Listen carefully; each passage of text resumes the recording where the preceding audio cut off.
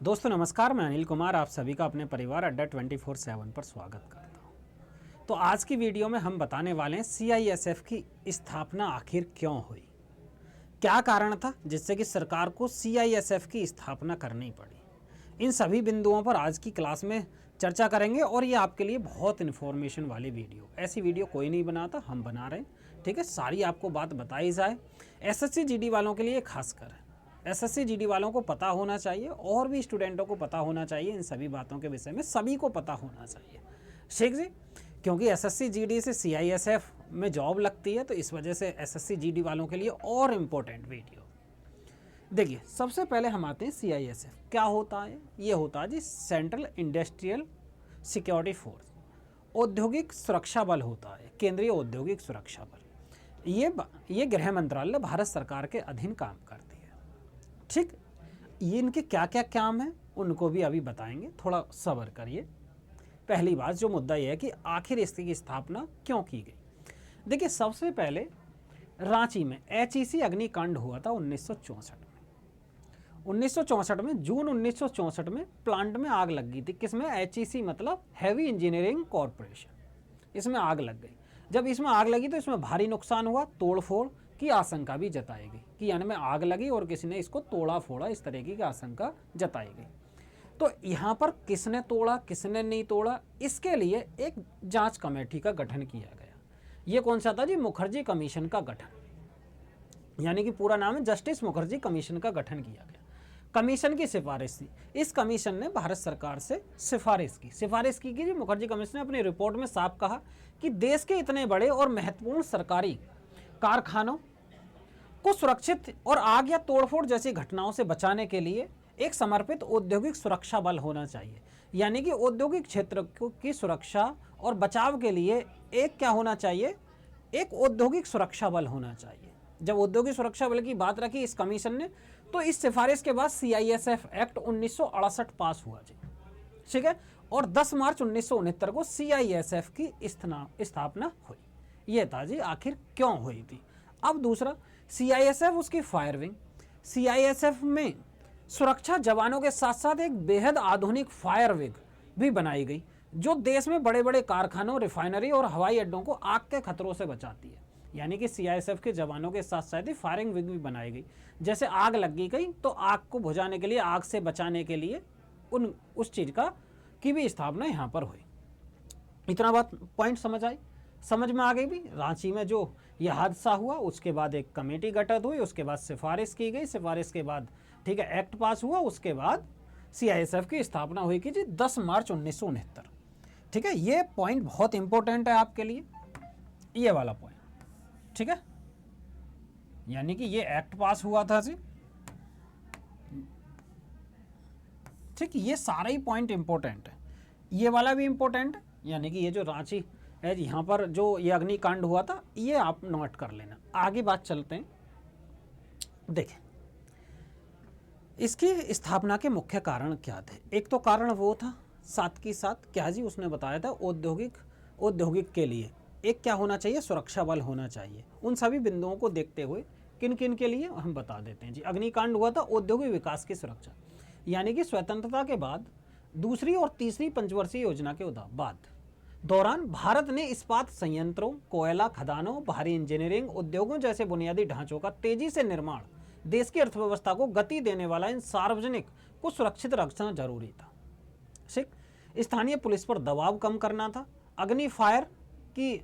Fire fighting, यानी कि उद्योग इकाई में रासायनिक तकनीकी कारणों से आग लगने का खतरा हमेशा बना रहता था। सीआईएसएफ का गठन ने न केवल सुरक्षा देने के लिए बल्कि एक विशेष फायर विंग के रूप में भी काम किया, जो उद्योगों को आग के खतरों से बचा सके।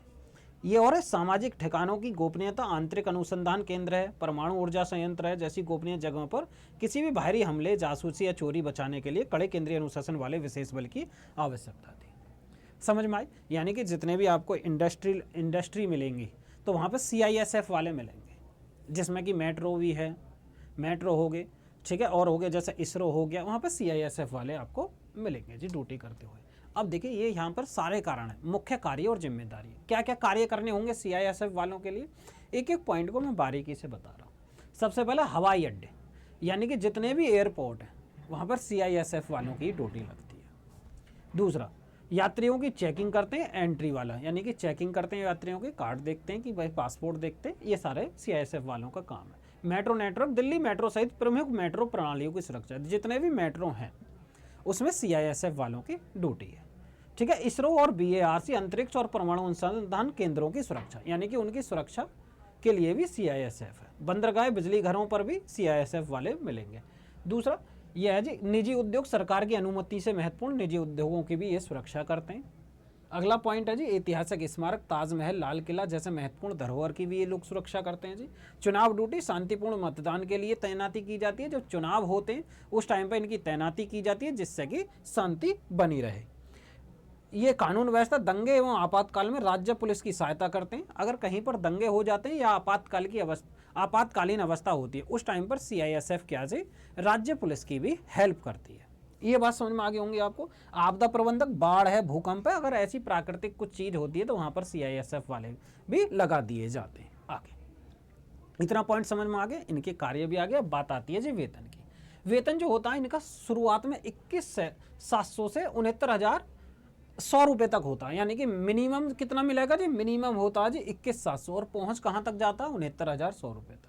जो स्टार्टिंग में जब आपकी शुरुआत में जो ड्यूटी लगेगी, यानी कि जब आपका एग्जाम क्वालिफाई हो जाएगा उसके बाद जब आपकी फर्स्ट सैलरी आती है तो 35,000 से 40,000 के बीच आती है, जिसमें कि ये भत्ते वगैरह शामिल होते हैं। मकान किराया, परिवहन भत्ता, ये सब शामिल होकर महंगाई भत्ता, मकान किराया, परिवहन भत्ता, राशन मनी भत्ता, जोखिम, ठीक है, ये सारी चीज़ें इंक्लूड होकर तब जाकर इतना बैठता। ठीक है, ये तो बेसिक है 21,700 और इसमें ये भत्ता ऐड होने के बाद इतना आपको सैलरी मिलता। समझ में आई। मिलने वाली अन्य सुविधाएं, मेडिकल सुविधाएं मिलती हैं, यानी कि परिवार के लिए मेडिकल सुविधा मिलती है। कैंटीन सुविधा होती है, यानी कि आप सस्ते दामों पर सामान खरीद सकते हो। परिवार सहित कैशलेस इलाज की सुविधा होती है। दूसरा, बच्चों की शिक्षा भत्ता, प्रति बच्चा लगभग 27,000 सालाना देती है जी गवर्नमेंट बच्चों को पढ़ाने के लिए। पेंशन सुविधा, न्यू पेंशन स्कीम के तहत सुरक्षित भविष्य है। ठीक है, पेंशन भी मिलती है जी। अब आगे आइए,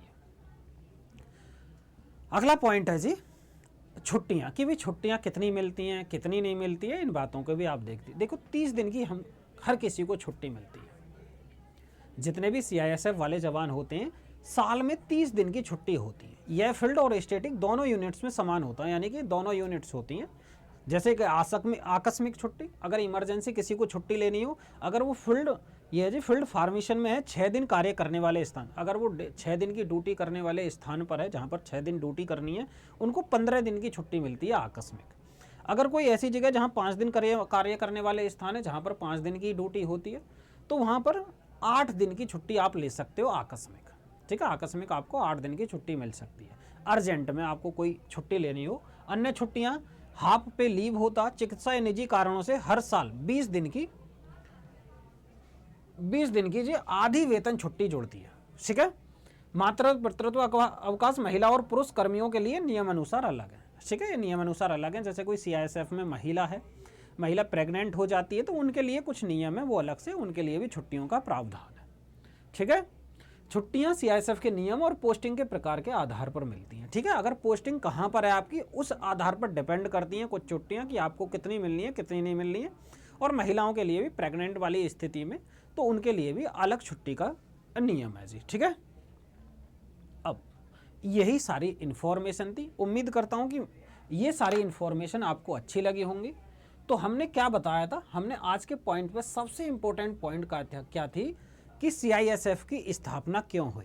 ये CISF की स्थापना आपने समझी क्यों हुई, कैसे कमीशन गठन हुआ, उसके बाद कैसे एक्ट पारित हुआ, उसके बाद कैसे स्थापना हुई। तो उम्मीद करता हूँ ये वीडियो आपको समझ में आई होगी, अच्छी लगी होगी। और ऐसी ही वीडियो जानने के लिए हमारे चैनल से जुड़े रहिए।